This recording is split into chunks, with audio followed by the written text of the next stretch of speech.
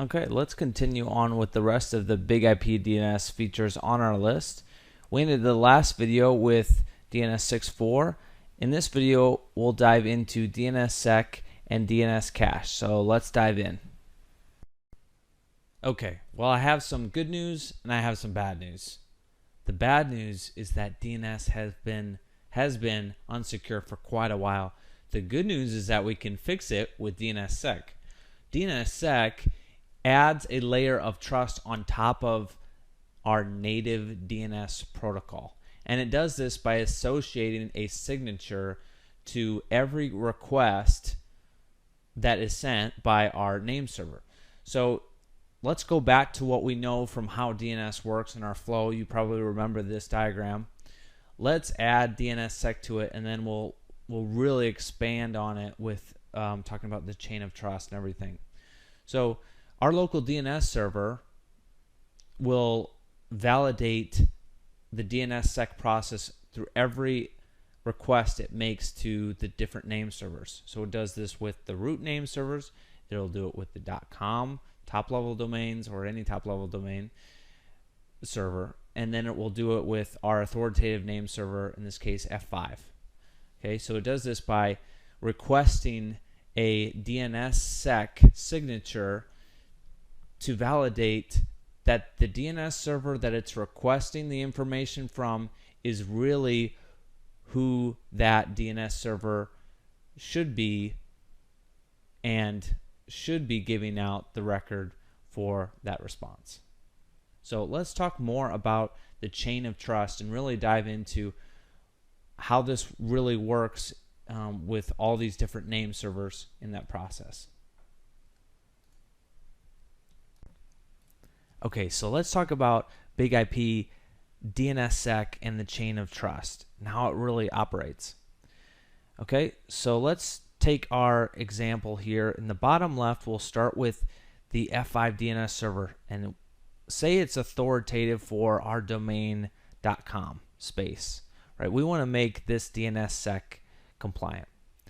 Okay, so the first thing we do is create a key signing key on the F5 DNS, which is a long-term public key, which signs the zone signing key. The second step is creating the zone signing key, and that's a short-term private key used for simple automatic rollover, which signs the DNS records. The third step, we would create a DNSSEC zone. So create a DNSSEC zone for domain.com, which then that process automatically creates our delegation signer or DS record, which is a hashed version of the public key. And it's the one that we provide in the child to parent relationship. So that's fine. We create a Big IP DNSSEC zone and we sign it. But in order to really have other users validate, we need to make sure our domain provider has this information. So to do that, we look at the delegation signer record that was used when we created the DNSSEC zone. We take the sample of that, or the delegation signer record, which is basically the hashed key signing key. So we take that record and provide it to our domain provider or registrar. So say you purchased the domain from GoDaddy. GoDaddy is a DNSSEC compliant parent domain or registrar. They're actually both. And you're able to provide that DS record to make it DNSSEC compliant. And they actually take that information and sync it with the registry database information. Okay, so the first part is really out of the way. We've updated our domain provider with DNSSEC and signed DNSSEC on our authoritative name server. Okay, the process for how this works is we take each step of the process is validated against the parent DS record until it reaches all the way to the root signing key. And since the key signing key signs the zone signing key, and the zone signing key signs the DNS records, only the key signing key is required to validate a DNS record in the zone. So you can see the public key signing key is only used to validate. So we send the delegation signer record and it's passed up to the parent zone, and the parent zone signs the DS record of the child with their own zone signing key, and it follows its way all the way up to the private root signing key. And there's actually a ceremony, it's called a root signing ceremony, that takes place, and this is really quite interesting. Let me show you a little piece of this. So this is a picture on Cloudflare.com that actually has a really great article that demonstrates the process for the root signing ceremony, and it's a really automated, rigorous procedure described to sign the DNS root zone. So if you've ever wondered about who has the DNSSEC or who has the key to the internet, well, for DNSSEC, a group of people to collectively have the key to the internet, but it's not one individual person has full access. They basically need each other, and there's many systems involved and safe and procedures, and a group from all over the world get together to formalize this process in a very, very audited way. It actually says 1 in a million chance that a group of conspirators could compromise the root signing key. So you're in good hands when you have DNSSEC enabled for your zone. Unless you're Tom Cruise in Mission Impossible, you're probably not going to get that key to the internet, or key for DNSSEC anyways to the internet. But very interesting article. I would check it out. It's a really good read. Even if you want to understand how to audit one of your own security practices, right? They provide many officers and HSM systems and credential safe. If you want to do it the full-blown way, this is probably one of the procedures you can follow, maybe for your own company, if you have a really strong thing to keep safe. Very interesting read. Okay, so let's jump back to the slide, and we'll talk about some terminology in relation to DNSSEC.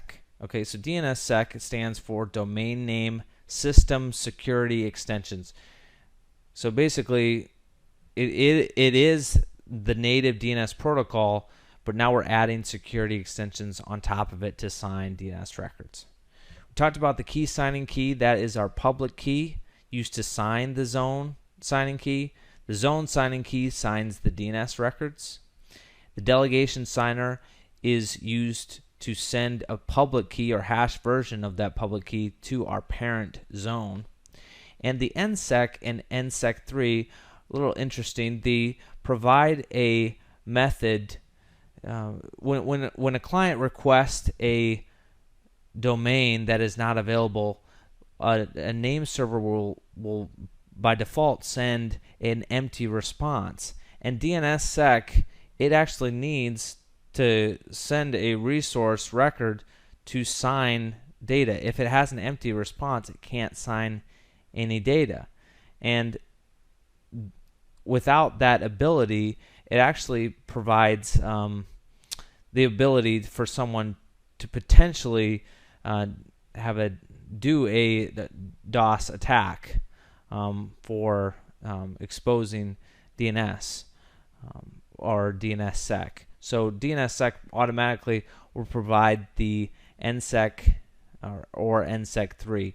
And NSEC3 is just an update of NSEC. Basically, NSEC3 offers protection around zone walking. That's when you're you can basically follow the path of a zone and get information about the IP addresses and server host names, etc. DNSSEC provides protection against that by hashing the host name of that response, and it's a slightly bigger hash, make it more secure too. So it's kind of a simple way of describing it. We can maybe run through an example later on. The resource record signature is what you'll see in a working output or lookup and response for DNSSEC. So it's the response you'll see from a DNSSEC compliant process. You'll see a proper resource record signature. Okay, so let's talk a little bit more about the implementation steps in detail on the F5 based on the previous slide we saw. Okay, so the implementation steps for the F5 will be creating the key signing key, and in this case we're using example.com. So create the key signing key, then we'll create the zone signing key for example.com, and we'll create that DNSSEC zone and assign the key signing key and the zone signing key to that. Okay, so once we do that, the DS records will be available, and we can list out the zone example.com to see what the DS record for our resource record set will be, which we can provide to the parent domain. And for verification and make sure this is working for you in the full path, we can use a tail-f/var/log/ltm to look at the DNSSEC validation. We can also use a dig on the client side or the LDNS side to that domain with the DNSSEC flag, and we can look for a resource record signature in the answer section to validate DNSSEC is working properly. Okay, let's look at some additional information around DNSSEC specifically with F5. But as an overview, DNSSEC's main focus is to prevent DNS cache poisoning, or sometimes referred to as name chaining. And what this is let's say a victim issues a query. It may be the intention of the attacker, or it may just be a normal query that is used to inject the false information. Then the attacker can inject the response, and they can use like a packet interceptor or query guessing, or it may just be a legitimate name server that's involved in some point of that process for the DNS query. Then the attacker basically responds with one or more resource records with DNS names in its resource data. And depending on what the attacker wants to do, the attacker may use the information to send to another name server to run more complex queries, but it's all about kind of poisoning the victim's cache of DNS information. That is essentially DNS name chaining or DNS cache poisoning. So DNSSEC prevents against that common attack with DNS. So how DNSSEC does that is using the PKI chain of trust we talked about in the previous slide at each layer of the DNS architecture using public and private keys. DNSSEC does require an optional license to be purchased on top of Big IP DNS, and it has 3 different modes which have the same DNS implementation, creating the key signing key, the zone signing key, and then the zone, and then providing the delegation signer. But it has 3 modes essentially with the same process, which we'll talk about in these next slides. Okay, so for the first example for DNSSEC with the F5, we'll use to delegate the DNSSEC to a DNSSEC compliant domain. So back to our given example of delegating wip.domain.com to the F5 DNS. Now we can have that be our DNSSEC compliant domain as well. So if your authoritative DNS server doesn't support DNSSEC, or you want to start moving into DNSSEC and stage out a proper environment. So you create a subdomain to test, and then it will provide the DNSSEC signature in the resource record signature in the answer section based on that record, and send it back to the LDNS. So the LDNS does all the recursive lookups and validates all those signatures. And once it does that, it'll send the original response back to the client. Okay, and now let's take a two-method deployment with authoritative screening mode plus DNS load balancing plus DNSSEC. So we're taking the two deployments we used earlier together on top of the capability for DNSSEC. So we're pointing to a specific DNS listener IP, and the backend load balancing is going to be done using a DNS pool, taking those two modes and then adding DNSSEC on top of it. Okay. So we have the MX looking for domain.com. What's the mail record for domain.com? Sends it to the F5 DNS specific listener. If the F5 has a wide IP configured for an MX for domain.com, it will respond and can use the DNSSEC signature for that. If it doesn't have it, it will forward that query to the internal DNS pool, and the DNS server will respond. But in this case, we're able to add. So it says the mail resource record, the mail resource record is mail.domain.com. Now the F5 has a mail.domain.com A record wide IP, so it's using the mail.domain.com wide IP, and it's able to add the DNSSEC signature.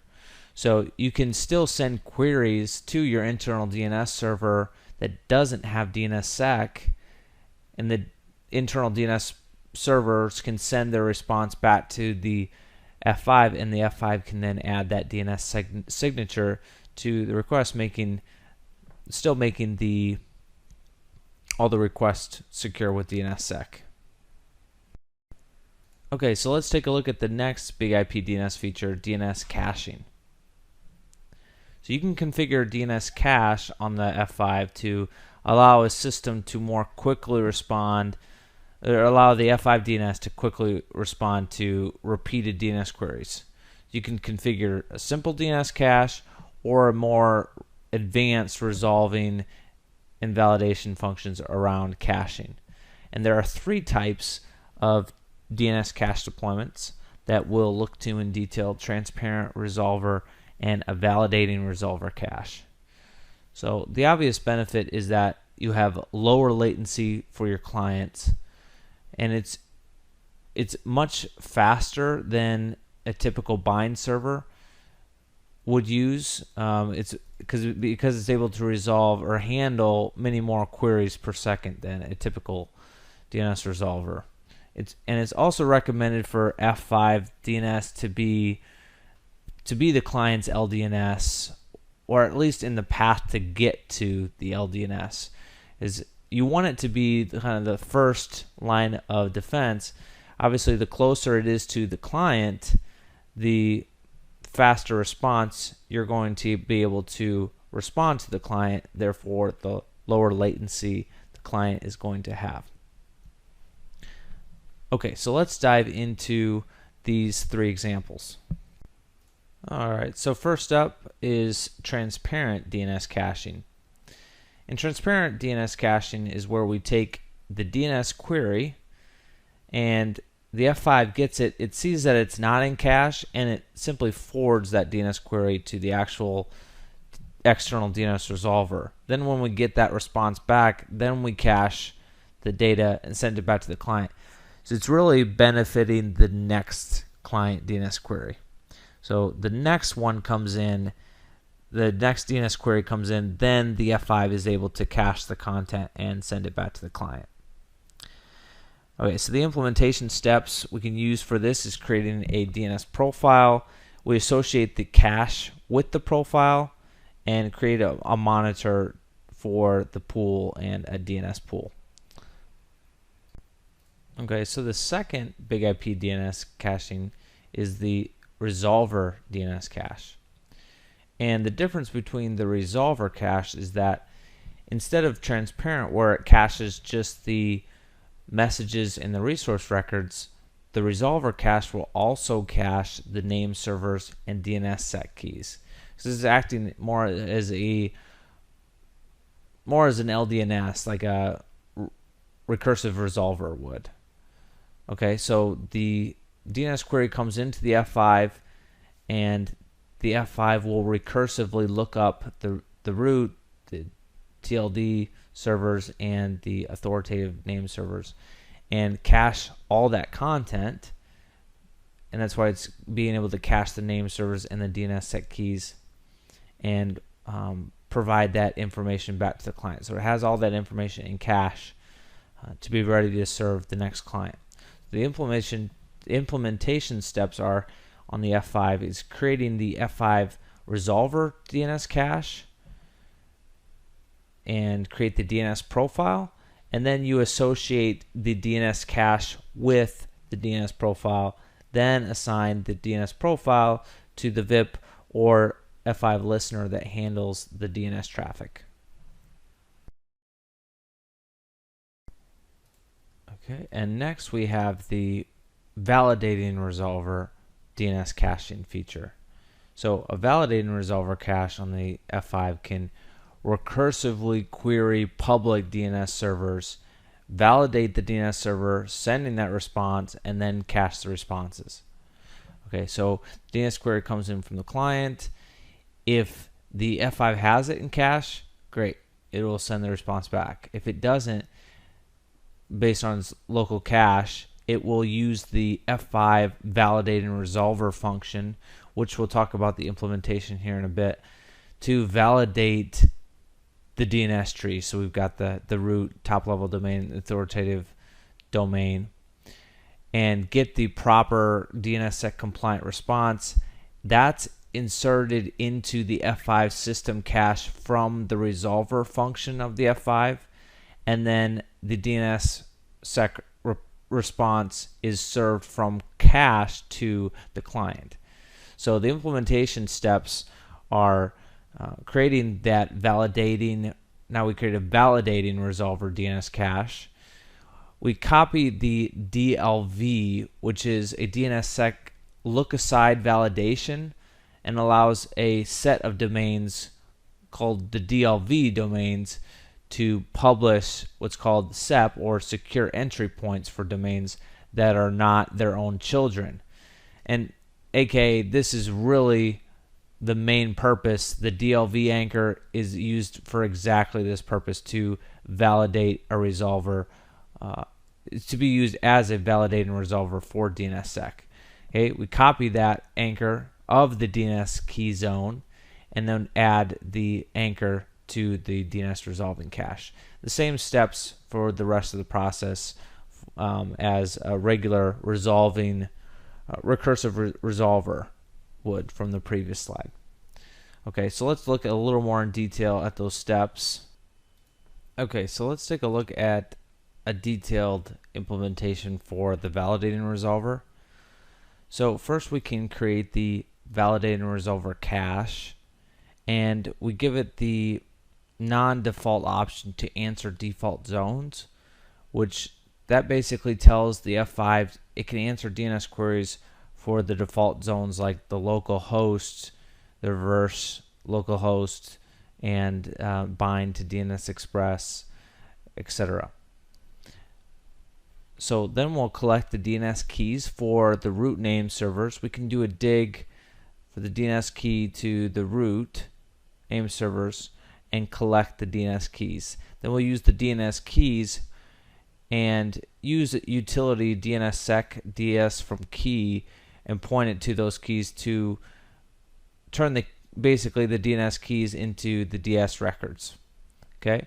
Then we attach, then we take each line of that output from the DS records and we create DLV trust anchors. Now this goes in our validating resolver cache profile, which tells the F5 to validate the DNSSEC for these entries. So we're adding all of those DLV trust anchors, and then we can modify the DNS profile to include the validating resolver cache profile. Okay, let's take a look at this via the command line a second. Okay, so let's first create the DNS cache profile, or the validating resolver cache profile, and then we'll use we'll collect the DNS keys from the root name servers. So we can use dig DNS key dot, and here you see the keys. Let's do grep for 257, and then we'll point this to the root DNS key.txt. Okay, then we'll use the DNSSEC utility, and you can see some of the functions that utility can do, such as add the look-aside zone and print the DLV records. Okay, so we'll use the F function, so read the key set from the zone file. So DNSSEC-ds from key, do a -F, and point to our output above.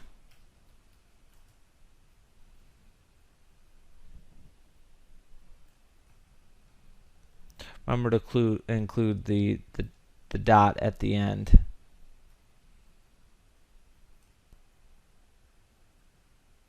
So we specify a zone file, and then as zone name, the name of that zone, which is dot.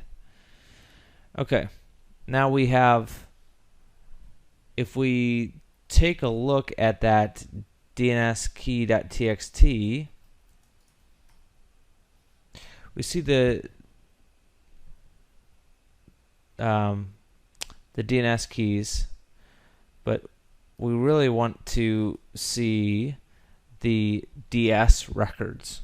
And this is where we can actually take the DS records for each of these and add it to the validating resolver cache. So if we look at that profile before we add these entries,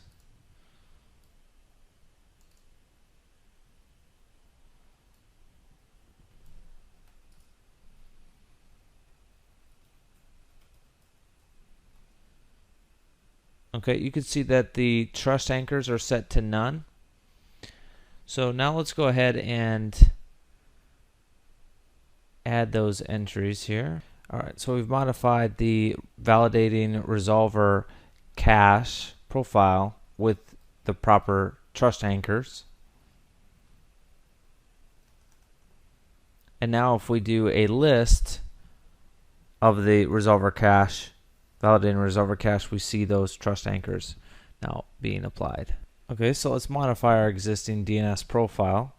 So we do a modify LTM profile, we'll do DNS, and then I've got DNS profile is currently the one I have applied to my UDP listener.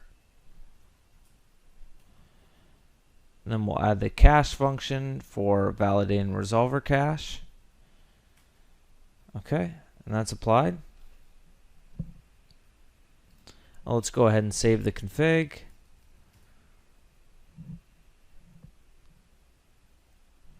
Okay, and before we get to our client, let's look at the cache profile before we hit going through the GTM listener. So let's look at the show LTM DNS cache validating resolver cache, and you can see here the three types of caching you can do on the F5. So we'll again do the validating resolver. So we've got 0 stats across the board. So let's go back to our client, and we'll do a dig against a DNSSEC compliant site. So this is DNSSEC-deployment.org. with the DNSSEC flag, and we're going to point to the GTM listener when we do it. Okay, so we sent one query and we get 2 answers, and normally with an A record, that's what you want to get. You want to get a resource record signature for every query. So normally you should see 2 answers in your response with DNSSEC. So we've got that that signature attached to that A record, which is what we want. So let's go back to do a show. We see here we've got 1 query. We've got, and you can see the hits. So we've got 31 resource record sets hits. We've got the name server records 10 and 3 complete messages, and also a DNSSEC key. Okay, so another DNS cache method is resolving for local zones. So you can use this with transparent resolver or validating resolver DNS cache, and it's used to resolve queries for small local zones with authoritative responses that effectively supersede the cache. So you can use this for small resource record sets. If you have a big resource record set, I would use DNS Express. DNS Express handles requests faster in memory, and it handles a much larger resource record set. So this is mainly used for local small zones, and it really provides the ability to give different results if they match queries for the local zone. Maybe if you want to redirect clients to a different local domain that has changed. Maybe someone using a lot of bookmarks internally, this would steer them in the direction to go to a site that has now changed. Also, another use case might be just speeding up clients' DNS queries if a site has changed, so the client doesn't have to wait for a DNS timeout. Okay, we can also configure the F5 DNS to forward the non-cache zone entries. So if something doesn't show up in the F5 DNS cache, it'll forward that specific cache object to appropriate name servers. So if a DNS query comes in for app1.siterequest.com and we have a forward zone for that specific URL, then we can point that to specific name servers. So let's say we know name server 1 and 2 have all the cache for app1.siterequest.com. So this could potentially speed up or provide low latency for all these more appropriate or high demand URLs. And if you use the forward zone with multiple name servers, it'll begin to choose the name server with the fastest response time automatically. Okay, another option for DNS cache is forwarding queries to a pool. Now you can configure a resolver or validating resolver DNS cache with a forward zone that's specifically associated with a listener. And then you can associate the DNS pool with the listener and create the forward zone. So say for this example, we have forward zone app2.siterequest.com. We want the responses to be served from a pool of local DNS servers. It's only when the cache isn't in the F5 DNS cache already. A common use case for forwarders is for like internal DNS. So if you wanted to forward internal.net to specific name servers or a name server pool, that would be a common use case for forwarding. And sometimes in large environments, the resolvers can be very distributed across internal networks, so the forwarders can be used almost to tunnel or funnel outbound DNS requests. So it's really to help firewall rules and general DNS security. I like to think of a DHCP helper address, but if requests start coming in from one location, it's easier to administrate firewall rules for those DNS servers. Okay, so in this video we hit on DNSSEC pretty hard and on DNS caching functions. So up next we'll continue on our list of DNS LB algorithms, DNS persistence, and DNS health monitoring. I had a lot of fun in this one, and I'll see you in the next one.